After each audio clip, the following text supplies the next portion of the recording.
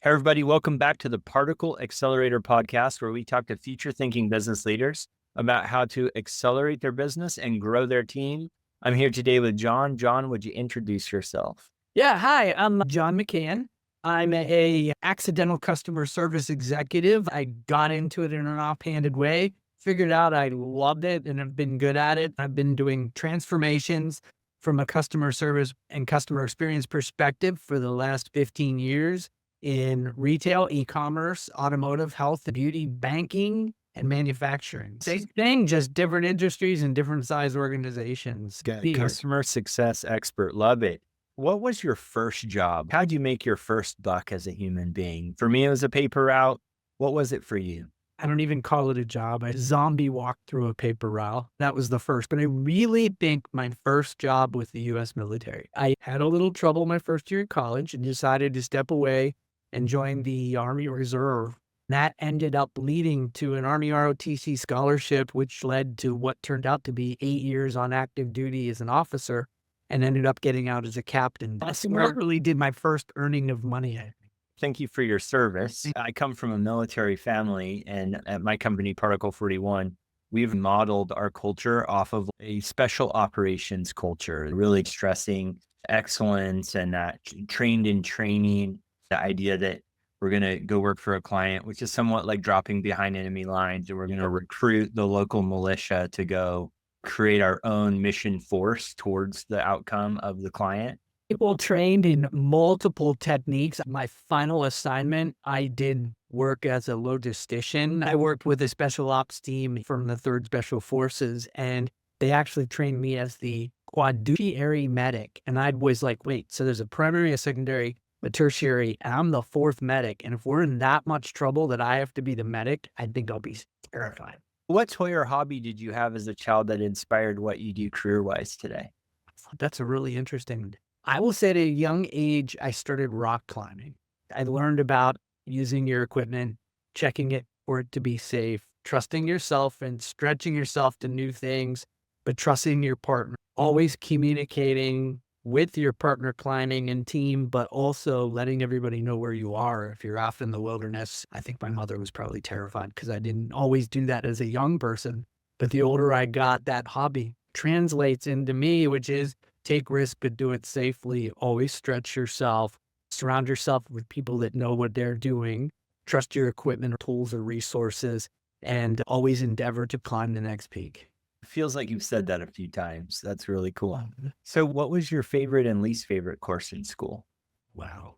Least favorite course was marketing. I'm a history major with a military science minor, and I took a marketing course because I thought it was going to be easy.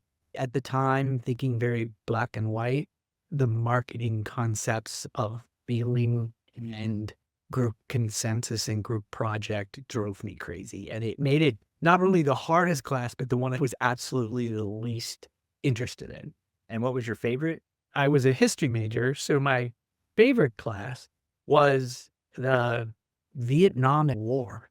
We had 3 professors. One was a CIA operative, one protested against the war, and the third was a former Army officer who fought in the Vietnam War.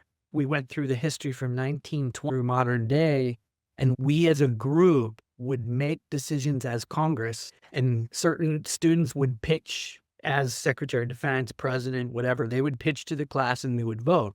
And we were only allowed to use information up until that date. And so when people would talk, the bombing is going to cause this. Turn out, you can't talk about that. That didn't happen yet. Every time we voted exactly in alignment with history. Why it was my favorite class was it was fascinating and interesting. My class partner was linebacker Shane Conlon from Penn State, which is where I went to school. So I got to know Shane. He thought I was a smart guy, and actually he was smarter than me. I learned that history is important.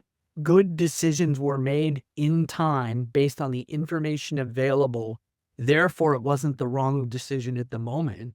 And in business, I use that every day when I do transformations, because taking the people that are left in that company to move them forward into a new way of doing things, I feel I have to honor the past and respect what they did. I've watched transformational leaders come in and say, you're all stupid. You don't know what we're doing. And I'm here to fix everything. They did what they thought they could do, the best they could do at the time. It's not about that decision 5 years ago to use 5 different phone systems. It doesn't make sense. But to them at the moment, it made sense. So let's celebrate the fix, which is we're going to move into one phone system and we're going to eliminate all this hardware. Look how easy it is. And talk about the future and the change, not the past and the reason. What quote from a famous person lives in your mind rent free? It's a paratrooper phrase. I was a paratrooper, which is gravity works, just jump out the door. Every day there are so many times where I have no idea. I'm jumping into the middle of night with a ton of equipment, not knowing what I'm going to do. But I trust my equipment. I trust gravity. I'll hit the ground eventually. Yeah, that's cool. I had the opportunity to go skydiving with a bunch of friends. It was so good to come away from that and go, I'm the kind of guy that loves to do dangerous things with a risk, right? Probably riding a motorcycle down the freeway is more dangerous than jumping out Yes. of an airplane. And it was exhilarating and it was really fun. But I think that was the takeaway, that I'm brave enough to jump out of an airplane and trust some equipment. It was a really good time. I find it fascinating. I have not done it since I left the military because every time a friend will go or they invite me, the instructor will say, no, you have to strap to me and you're going to do it with me. And then I get all mad and go, do you know how many I've done 48 parachute jumps in the middle of the night? I know how to pack my own chute and you're going to make me go through this like I'm a child. No, I'm not doing it. But I always think back, my favorite, the craziest one I did was a long time ago. So President Bill Clinton and Vladimir Putin, we were putting on a show. So one aircraft would be Russian, the other aircraft would be US. I was in the 82nd Airborne at the time. So there were 10 aircraft, 5 from each, 5 Russian, 5 American. We had 20 knot winds that night. Normally we wouldn't jump in 20 knot winds. I was in the door of the first plane. And I remember the jump master could barely hold onto the door because of the wind. And they kept saying, we have to put on a show. We're going to go out. And I was the first jumper near the door. I was trying to calm down the sergeant that was in charge of the jump. I'm going to be leeward end of the drop zone when I land. I kept just saying, it's okay, because I was holding on. I could tell how nervous he was, and I reached out to just touch him, and I fell out the door. I was about a couple miles from the drop zone. I went flying out the door.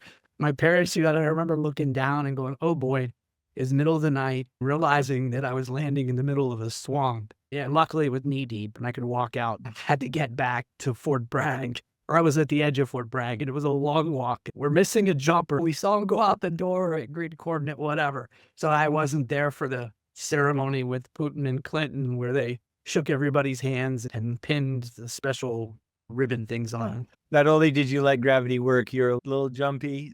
Out the door when the plane pitched one way and I went out and the static cord pulled my chute. And and in the military, I'm sure you got a bunch of premature ejection jokes. Yeah. oh, yes. Relentlessly for at least a couple of weeks. Yeah. My youngest brother is a chief warrant officer in the Army, currently stationed in Alaska. And about at the end of his service, it's been really cool watching his progression. He started out working on Humvees and progressed all the way up through logistics and support. His role in the military, which is the senior advisor, doesn't have to deal with the minutiae of the Army because they're a warrant officer and nobody knows how to handle them. And I truly respect those guys and made so many friends from their world, but I did drive them crazy sometimes. As your younger brother, they don't tend to salute lieutenants. When I switched from infantry into logistics, I would salute them first and say, Chief, next time you need to salute me, which would totally throw them off their stride because they thought they were tough and they weren't good. And then they'd salute right back and look at me and I'd say, Chief, next time you go first. We'll carry on from there. That's fun. A lot of fun. Cool. What tech trend has significantly impacted your industry and how has your company responded? Now it's AI, which is impacting everybody. Our response has been varied. We've merged two very different companies, so it's a touch and go process. I've looked into tons of vendors and boiled it down to what's important to the world of floral gifting. Voice AI that can do smart things. Agent assist to make agents better and give them accurate information quickly. And then the other part is interaction with customer to improve self-service. So good communication and responses to customers and their questions. And what my higher staff or what the C-suite tells me is just go find a vendor that can do it all. There isn't a vendor that can do all of those. No. And so in learning what is the right price point, what can fit our business, I, a year ago, implemented voice AI in a test pilot, a scrappy little startup that was straightforward, but floral gifting is a straightforward business. 60% of the contacts are, where is my order? We were able to link in with our back-end system, which is run by Gladly. We were able to connect the two. 27% of what a human would have had to solve got solved by the voice AI. And transferring, which then also saved time because you don't have to talk to a human to transfer you to an expert. The AI actually transfers that customer to the expert they need based on their situation. Only 4% of people completely disengaged with the AI tool. We normally had a 3% hang-up rate. So we only added one more point to the hang-up rate. Now, there were people that would just scream or give me a person. And the AI was so quick, and I used to joke and call it the easy button. We get them to a person, the person knows who they are. So it would be, hey, Ben, how can I help you? Glad I could talk to you. And then you're like, wait, what just happened? A robot got me a human right away, and this human already knows who I am. That's cool. We build AI solutions for customers on a software consultancy. What we find is that to do something like a customer support agent, we need a slew of previous Q&A data, FAQ data. What has been interesting is when a brand new startup is like, hey, we want to have a chat around how to use the software, and there isn't that data history. And we're like, let's start with some FAQ content or what have you. I'm just curious, what have you seen in terms of the data requirements of your working AI solution? Ours comes out of our Gladly tool, or Gladly software, which is all of our communications, email, chat, SMS text, and voice message, captures once someone has called us, or whether it's B2B florist or a B2C consumer that bought flowers. Once we have that, we know who they are. There's a series of communications with us, and we can interact accordingly. That becomes the main source of information. The second is their order. So how we're set up in Gladly is based on the human, not cases or tickets. It's the human. And then all the different conversations they've had isolate into the orders they've placed. And we can get to what I like about our voice AI is it will say, Ben, calling today about the order you placed last Saturday to your mom. That's how it would word it. And you're like, yeah, exactly. I'm wondering where it is. And then it's out for delivery and she should get it by 5 p.m. And that really does end the call because that's why you call. So that's cool. People need to think about is the proprietary data embedded alongside the LLM. The LLM is used to give you the conversational language, but it is seeded by the proprietary data, whatever that is. The voice AI is saying, based on this phone number, I know there's this order in the system. Let me give that to the LLM. Then the LLM can converse that back in an appropriate way. Hey, are you asking about this? A lot of folks don't quite understand that it's the proprietary data that enriches this conversation. Yes. It's the embedded data that your system, your chatbot is combining with the conversation that's making all of that work. If you allow the LLM to do more than that, you're asking it to hallucinate, right? You're asking it to make stuff up. The world of flowers is so weird. One of our struggle points, and one of the reasons I chose the vendor I did, was that they were more than others able to differentiate the conversation by sentimentality. There really are three different things. They're happy, like a kid's birthday party, congratulatory, like a job promotion or a college graduation, and then of course there's empathy, which is death and funeral. And you mess that up once and that customer will never forget it. We use this texting bot in our, I'm bringing dirty laundry here. We used it in our marketing campaign, and the marketing campaign tended to be happy in one of our brands. And it literally only one time, one morning, it sent out a, hey, your drop dead gorgeous bouquet was delivered this morning. Meanwhile, it was delivered to a funeral home for a service. And that caused angst in that moment. Luckily, that customer called us, said they were upset, and our agent handled it well in the situation. But then immediately we hotlined it to our tech team, which was stop that response because that's going to lead to a lot of angst. Let's stop it as quickly as possible and let's think this through because it went for the canned response, which was, how do I respond to this person here? Yeah. But it didn't look at what type of order it was and what that could mean. Yeah. I love the way you broke that down too. So the voice AI was one component. The regular chatbot was another one. What else did you say as the third? Agent Assist. Oh, internally What now. would be the replacement of knowledge management systems or knowledge base? Like they're on the right of their screen, they have this massive database they got to be able to navigate. Using Agent Assist can save 20, 30 a minute worth of savings in the conversation because it is following along and it helps guide that agent into here's how you should respond. Here's an example chat response. Yep. And then the agent just have to look at it. Great click. Yeah. Connecting your SOPs and your knowledge bases for internal customers. And we're seeing that a lot. It's a next generation search in a lot of ways. Yeah. The fact that it can not only do that, but also know the SOP, not just information, but instruction is pretty next level. We've worked on some e-commerce solutions where think of you're going to go shop on Wayfair or some home goods.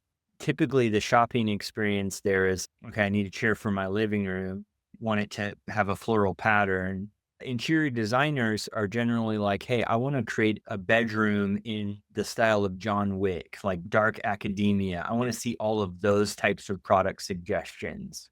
And so can we have Amazon's Rufus bot that's more cross-category? And that seems to be changing a lot of things for e-commerce. It's very similar to your scenario. Yeah, that is fascinating because you and I in our brains, we immediately a picture, okay, what's John Wick's bedroom? If I had to direct that picture or an old style chatbot or an agent that maybe doesn't know who John Wick is, it becomes a series of questions that then take forever to get to. When we as a business, especially in e-commerce, know our customer and are able to respond quickly in a way that they're expecting, we make the experience quicker, easier, and simplistic without having to go into too many questions. Something that ends up being a potential sale, you want to get it right. You don't want them to be frustrated, hang up. For this case, you don't want them to stop chatting with Home Depot and all of a sudden do the sale through Target. Now Target gets the win and Home Depot lost it. Yeah, there have been things we've had to learn over time, like what does that mean? But the point here is to create a shopping list from something that's more abstract, like typically would be a series of categorical searches, much in the same way that when you ask ChatGPT a research question, you're avoiding many Google searches. So that's been the time savings, right? Instead of 15 Google searches to find multiple articles to arrive at the answer, I'm able to ask one search question to get all that research done for me. I'm seeing that in e-commerce where they just want to ask what they're really trying to buy for, the thing they're trying to amass that's cross-category, because typically we think of the item we want and the category, and then we got to wind down to it and make our selection. Can we have a shopping list that's a bunch of things? I want to go camping, but I need clothes and gear to have a search that suits that.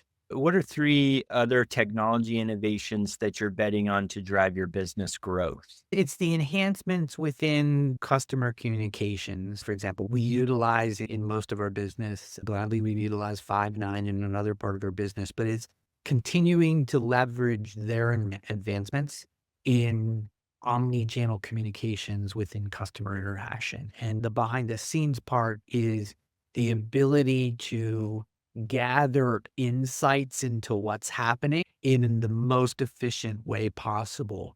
For example, in the flower industry, there's a window in the spring where peonies are great. It's like a 6-week window.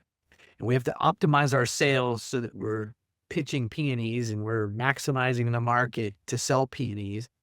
But there's also the tail end, which is, okay, these are going to start getting bad. And you don't want to be the one selling the really bad stuff. That's what gets sold in the grocery store in the $5.99 bucket at the corner of the grocery store.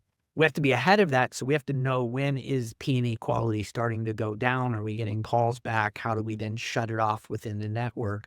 I like to say that you could go to any business, walk into the contact center, whether it's B2B or B2C, ask 3 agents what's going on in the business or what should we fix, and they will tell you immediately because they hear it all day long. But how does it get from them back to that line of business decision maker, like the product team, knowing that, okay, that magenta color of pink roses that you design guys think is really cool, all we do is get complaints about it because in person it looks like it was spray painted versus naturally grown.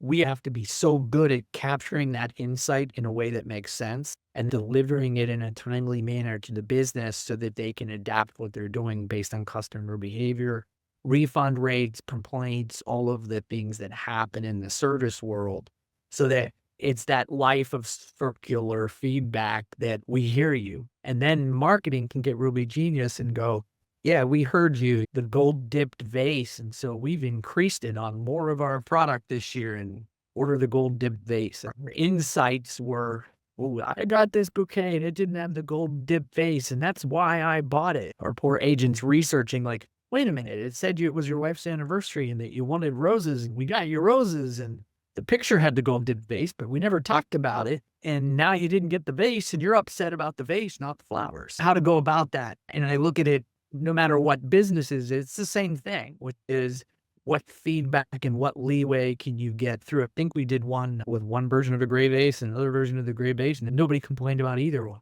That allowed our teams to substitute and use without fear of the person on the other end's going to be all upset about the wrong vase. Yeah, interesting. We're certainly helping a lot of people with data pipelines. And one of the things I always find interesting is these adjacent data problems that are operationally aligned. Think of a shipping company that knows between this month and this month, leading indicators of weather patterns basically mean they shouldn't ship. They have product loss during these weather patterns, and they start studying weather and the relationship to lost freight. And they're doing it to protect operations. Yeah. They're building this amazing data model and predictive modeling solution around that has really nothing to do with their business. And so what we've seen is, can we turn this now into an asset? But typically businesses think about those insights in very siloed ways, and they'll create huge, highly valuable data assets to optimize margin and optimize EBITDA.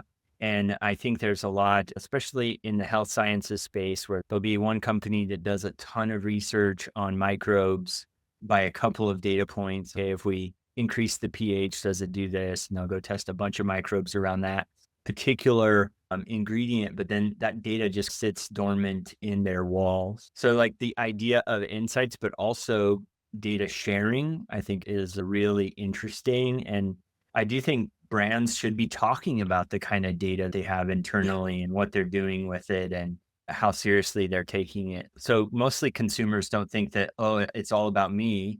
They are analyzing other data. It's not just personal data, but also so they can tout some of the data problems and collaborate more with other businesses. I even look at something as simple as predicted delivery, which then allows the consumer to know when they look and it says, this will be delivered on January 27th. I need it on January 28th. I'm good. There are companies that nail it. I love how Amazon does it because you don't have to call Amazon. And it tells you this is when it's going to be delivered. This is what's going on. And there's that rare occasion where something has gone awry, but they proactively trigger the customer with an email. Hey, there's something that's going to cause this to be delayed by a day. Give us a ring, or here's what we need you to do. And you can click through it. That's how you get the Amazon toll-free number. Otherwise, you can't find it anywhere. I love the story. They were so amazing. For a charity group I'm with, I'm the one that ordered the popsicles for summer parade that we hand out. And so I had a pallet of popsicles delivered to my front driveway, and they delivered the pallet. Somebody put a fork through a couple of the boxes, so there's juice everywhere. The guy took a picture of it. Before I even got your email is on delivery, was delivered to your driveway, to your garage door. I had an email that said, looks like 2 to 3 boxes are damaged. We apologize. We're going to send those out immediately so that you have them tomorrow. Please let us know if it's 2, 3, 4, 5, 6, and we'll augment. And then here's $50 you can use towards cleaning equipment. We're apologizing that we got syrup all over your driveway. And I thought, I got all of that before I even was able to get home. And I felt like that's proactive. That's service that I didn't even ask for yet. I didn't come home and get upset. They knew they did. So they told me, versus letting me find out and then calling back in. They were already ahead of it. And I just love that they did that. How do I apply that across business in a way that we're proactively giving information and solutions before the customer knows something's wrong? Yeah, we've helped platforms that a lot of times a platform will have an inventory management side and an order management side, and these kinds of things are happening separately. The messaging and the communication are distributed across all of those. And we've helped a couple of brands say, wait a minute, what if we built a system that was all about communication and took those elements of all those other related systems and just had those systems say, hey, this event occurred. The order was placed, the order was shipped, and just informed the communication system, published an event that said, hey, this happened. In the communication system, we could say, okay, here's the message, here's the email that goes out, here's the SMS text. As people are demanding multimedia communication, this is becoming super important. So you don't have to implement SMS in all these other systems, centralize that. And I found brands that do that, they can get really clear on their messaging because it's all in one system. They can review that customer experience. They can review the corresponding text message with the email and get really clear on customer communication. One thing I love is the ability to utilize AI to summarize that. So conversation summary, where the agent does now, can you hold on while I read everything? Like where it literally provides a summary off to the right of what's important, up to date, specific to that purchase or that order. It's so fascinating because the agent can literally read it or just, oh, look, I know what's going on. I'm glad I know why you're calling. As a customer, I know I don't want to repeat my story over and over again. Or like airlines, I don't want to tell you that I'm sitting here and my flight was canceled and I need a new flight. You already know that because you're the airline that canceled my flight. I just need to get a new flight. Literally say, oh, hey, John, thanks for reaching out to us. We have some options and here's what we can do for you. Sorry about your flight cancellation. They know, I know, we all know. Yeah, that makes sense. What do you think are some of the biggest gaps between your ambitions and the realities of today? If you could wave your magic wand, what would you wish was there that just doesn't quite seem to be ready yet? I would say proactive reflow of information. So a little bit of what I was saying that Amazon did with my damaged order, but with customers being able to seamlessly, based on that customer's behavior, their desire, their trends. If they're a person that responds in text message, then we text them, but giving them information proactively that's not beat over the head marketing, but it's about what they're doing, their timing, and doing it in a way that is thoughtful. I love in the flower industry. I just got a reminder today about ordering flowers for my wife's birthday. And I was, oh, wait, I didn't do that. And I always do it.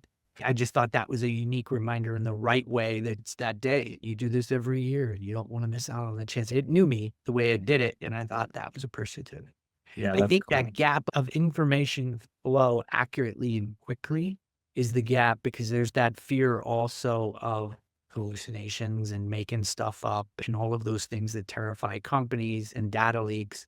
That doesn't necessarily have to be the future, but when brands nail all different deliveries, even if I just think of the e-commerce industry, when some vendor is able to nail down, here's your solution, here's how it works, and it's integrated, business decision makers like me are going to go, one vendor. I don't need to have 4 or 5 vendors that I got to coordinate and hire a guy to be the coordinator of all the tech we're using. One of the things I'm fascinated with now at FTD that I've been able to build over the past 5 years is my tech resources in my customer service business unit. And we make our changes. I don't have to submit a ticket and have a software developer involved to make changes to a system. My team and I can go into our system and make the change on the fly. We can throttle down, throttle up any one of our systems when something's going on, like a bad weather storm causing all kinds of calls. We can update how weather information goes out in text message or email, or how quickly we're able to respond to customers in those zip codes. We can do it ourselves through adjustment, like a person on the team can go in and change the voicemail, turn on the voicemail, turn off the voicemail, reroute a call. We used to have to go to a tech person to say, here's our ticket. We need to turn off this one voice, or we need to turn on a voicemail message that says there's a severe storm in Texas. It used to be very complex, whereas we do it in a minute or 30 seconds now. We can turn it on, turn it off, be ready for it.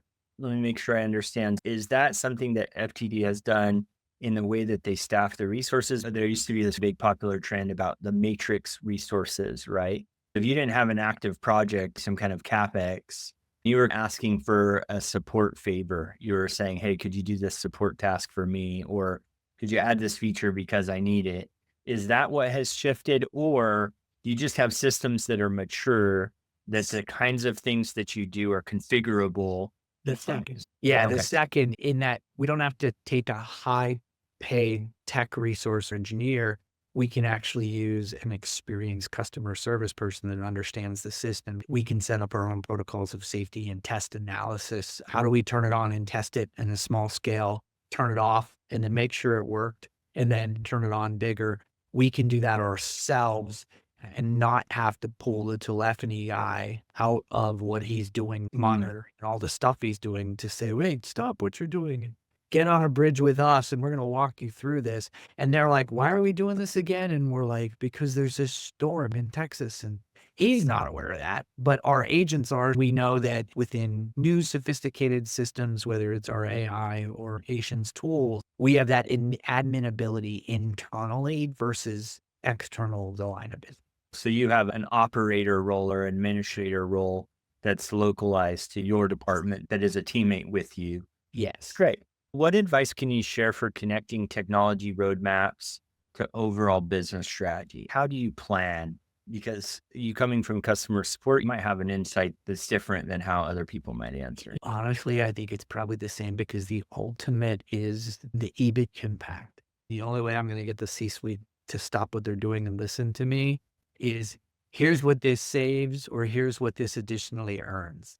If I can speak in that volume and befriend the CFO and his team first, it allows me to use that information to go to the IT team about the roadmap and talk the financial impact and then talk to them about the smaller it is, the easier I'm going to get in. The more complex it is, the more that ROI on the investment better be big for them to want to. How many people is it going to take? How many teams?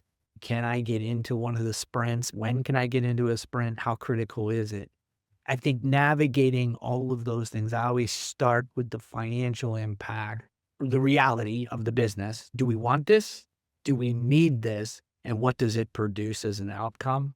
Because there's so many cool things that salespeople have come at me with. They're like, that's super cool. And then by the end of it, I'm like, it's cool, but that's it. It doesn't make us earn more money. It doesn't benefit the business really. It's just cool. I think that's the key in the start part. The other part is engaging internally the agents that are going to have to deal with the change in the system and help get the front message of we're adding AI and here's why and here's what it's going to do. It's going to minimize transformation. It's going to allow us to help on these more severe problems. And this is the impact. For me as the head of the business part, I can say things like, so we're not going to hire as many temporary agents for our seasonal peak. And people hear, oh, he's not laying anybody off because he's bringing in AI. And I'm not. But I want to make sure that's clear so that I get engagement and support of why they want to be part of it. Because I've watched and heard of other companies where they start talking AI and the agents are just like, oh, you want me to test this? I'll tell you it doesn't work because you're not taking my job. And it becomes counterintuitive to the effectiveness of the business. The people is the other part.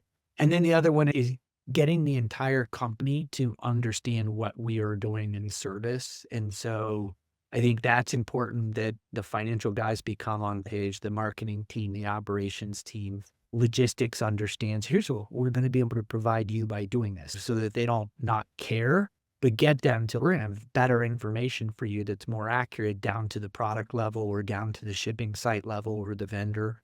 And that piece allows us to, they know what we're doing and why it's an important investment so that if my project bumps theirs on the roadmap, they'll go, I get it. This one's going to bring back $1 million in EBIT. So yeah, of course John's bumping me. Otherwise they'd be all mad. Like, how come he gets to get this project? Yeah. I've definitely seen with automation projects, we do a lot of robotic process automation. The goal of that is to reduce errors, but also to reduce manpower. As we've brought those into organizations, it has worked almost every time where we say, hey, you're going to be incentivized based on total output of the company, and you are still the arbiter of quality. The person who would normally do the data entry exercise or who could be displaced by the automation, we say, hey, this is here for you to help you get more output, which will incentivize you more. So definitely tie them to total orders fulfilled or total units of work so that they see the automation as a helper. And so we're going to celebrate the unified win. And you're still responsible for quality. We want you to be the one to tell us that the bot isn't doing it. And I think when we have that relationship, it's been super healthy because then they want to tell you that the bot sucks. And so if you can embrace that and use that to get feedback to perfect the automation, but then to also say, hey, we were able to do 10 times more business than we've ever been able to do. We were able to increase your capacity and ask you to do more things and be more strategic to the business. And so we're incentivizing you, and for that has been a win-win for everybody. This goes back a few years that I implemented this, but I brought in a new knowledge base at Avon, the makeup company. And the first thing we did was knowledge management system. And we had to get these articles. Everything was travel knowledge and binders. And we couldn't consolidate those FAQs. Getting it inputted was a long 6-month process. The team doing it was always frustrated and always behind. And I came up with an idea of how about we have everybody do it while they're in between phone calls or emails, enter an article that gets approved and you get $1. Enter an article that stays as is for 3 months, you get $5. Edit an article to make it better that gets 15 thumbs up, get $5. And so I had these guys in between their calls that were just bragging, I'm making $11 in between every call.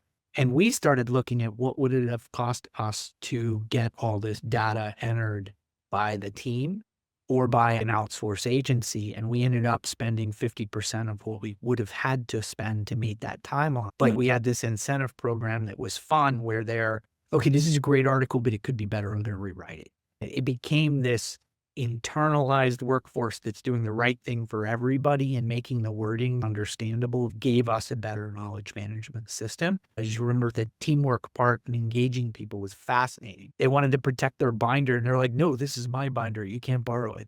Yeah, it's interesting. Once incentives align, the magic happens. And those are a couple of examples of really good example. Get the incentives right and it'll be a downhill thing. If they're not right, it's an uphill battle. Exactly. Yeah. That's really cool. So what other ways do you cultivate a culture of innovation and digital fluency? You seem really good at setting up these internal knowledge systems. Is there any other tips and tricks you can give around that topic? Through usage, just getting people to use stuff and not testing it. Play with it, be on the test team. Everywhere I've been, I create a role. Current name is Director of Agent Perfection. It's really training, communication, process improvement, and technology. Putting that all in one room under the seat of one leader, it's so cyclical because we're going to train what we're about to innovate and we're going to ask for innovation so that we can retrain. And then we're going to check on the quality to make sure it's happening. And where we have quality gaps, we're going to go back and innovate.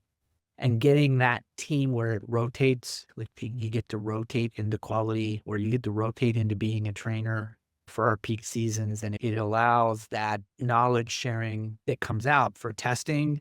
I like to, and my team hates when I do this, but I insist that naysayers, they'll give me the list of testers and I'll be like, okay, all the top agents that are enthusiastic and love the business. How about a couple of naysayers that are giving pushback?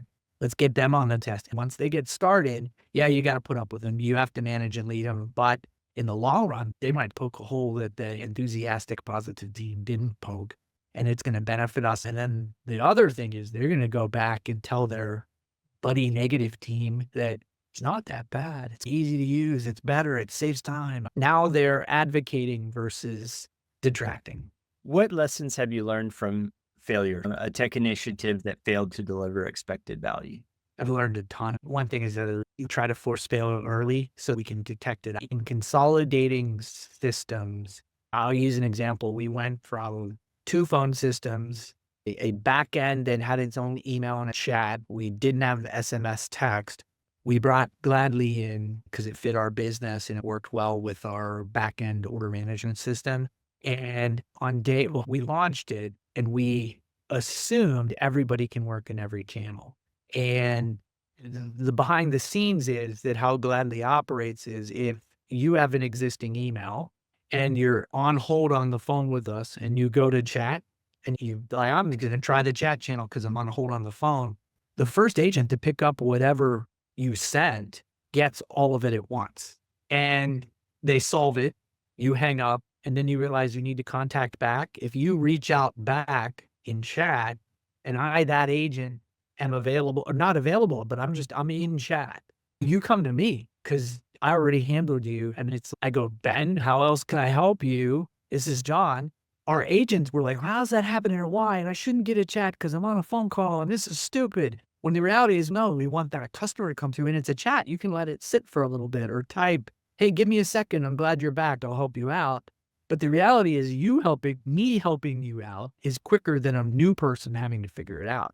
We didn't educate, our failure was not educating why the system is doing this because the agents were like, you're giving me everything. You're making me work too hard. And it became this failure in communication on our end, failure in letting them understand the speed of the business. We probably had always been protecting them. Now we're bringing them into the new world and we're going to be in all the different channels at once. And there's a benefit to it. And you're going to see that benefit. We didn't educate that smart enough to where a month after we hate you for doing this to us, all of a sudden was this new system. It's awesome. Like we love it. It's cool. And it saves us work and it makes things easy and we love it. And I'm thinking, you're the same people that rioted to the CEO on day 2 of implementation. The failure I look back on is fully educating the agent workforce on the benefits of the software, what we were going to do and why it would be different. We're all in multiple communication channels at once. Instead of, I'm assigning you to email, I'm assigning you to phones, I'm assigning you to live chat. And then you just sit there doing nothing in between. Now you're working in multi-channel at once, and it's actually not that hard unless you're in 2 live at once. And then that gets pretty crazy. We didn't set it up so it'd be 2 live. The circumstances of Ben was already working with me. He's coming to me because he was already working with me. It's a chat, but he's not coming to me because I'm in chat. He's coming to me because I answered his question and it may be simple for me to handle. And so it was that process. Yeah. It's a great example. What else could you share with people who are starting their career journey or digital transformation? And what would you say to some of the young blood? The most simple one is try different, but most importantly, this is an old Army phrase, which is fail fast, fail early, and fail often. But don't do anything that you don't test. This is another Army phrase I lived by. General John Abrams taught me this one day, which is sometimes it's easier to ask for forgiveness than it is permission. So when you're testing on an extremely small scale, don't ask for permission, test. Test, find out the result, test it again, find out what the result is. And if it looks good, go ask for permission with the data you have on the success. And now that permission is easy to ask versus asking permission. I don't understand how this is going to work. Can you share that with me? Now you got to go back and do the work and test it. So fail fast, fail early, fail often, and test without permission. Adjacent to that, I think when it comes to the ask for permission, ask for forgiveness kind of thing, I can combine that with this idea of, is this for you? Is my real motivation for doing this for me? It's really, I'm getting all the benefit. I need a favor. Is there some benefit to you, but really I'm doing it for myself? Or is this truly a gift? There's nothing in it for me. I'm doing this for you. I find as we're communicating with folks, oftentimes we'll do this manipulative thing where we're asking for permission, but we really don't care what you say. We just trying to manipulate our way through it. So being really clear, one of the things we want our teammates to do is get certifications, and we get credit for those certifications through the cloud providers. We got to be really clear about that. This is for us. You do get a residual benefit. That certification is yours and part of your personal brand. Since it really is for us, we're going to give you a bonus if you go get a certification. We're going to do that with you. Some businesses might say, hey, go get certified. It'll be part of your personal brand, and leave out what's in it for us. People may feel manipulated by that. I think being clear about your intention and the reason why you're doing it is always better than trying to spin it. It took me in the 5-year transformation at FTD, it took me till probably year 4 where I heard someone else on a conference call Stop Everybody. They didn't realize that I was off camera. And they said, before I go and take this back to the customer service team, I really need to make sure I completely understand who, what, when, where, why, and what if. And I was like ready to come on camera because I was smiling like, it works. They finally start thinking this way. And then the person on the other end was, why do you need all that? A person said, it's important for us to have alignment and understanding. It's the only way I'll be able to go back and explain it to John, because he's going to ask me who, what, when, where, why, and what if. I started teaching people that D-Day would have never worked if all those paratroopers and soldiers didn't know who, what, when, where, why, and what if. The guys coming to shore on the beaches their leadership was annihilated. And because they knew the who, what, when, where, why, and what if, they got together and banded into, I understand the intent. I understand what we're supposed to be doing. Let's go do it. You're the senior guy. Takes out a stick and draws it on the ground, and you go do it. And I always remember that, as in times of chaos or miscommunication or lack of alignment, if everybody knows those factors, then you're going to have a great outcome. It may not be perfect, but it's going to be a good outcome in the right direction. If people liked what you had to share today, how would you like them to connect with you? Reach out to me on LinkedIn. We'll make sure your LinkedIn profile gets in the show notes. Yeah. This has been a great conversation. Yeah. It's been awesome to talk to somebody with your level of customer success expertise. Thank you for being with me today. That is awesome. I really enjoyed this, and this was even better than expected. Thank Hopefully I was able to share something, but I also learned, so that was exciting. Great conversation. Thank you for your time. Thank you.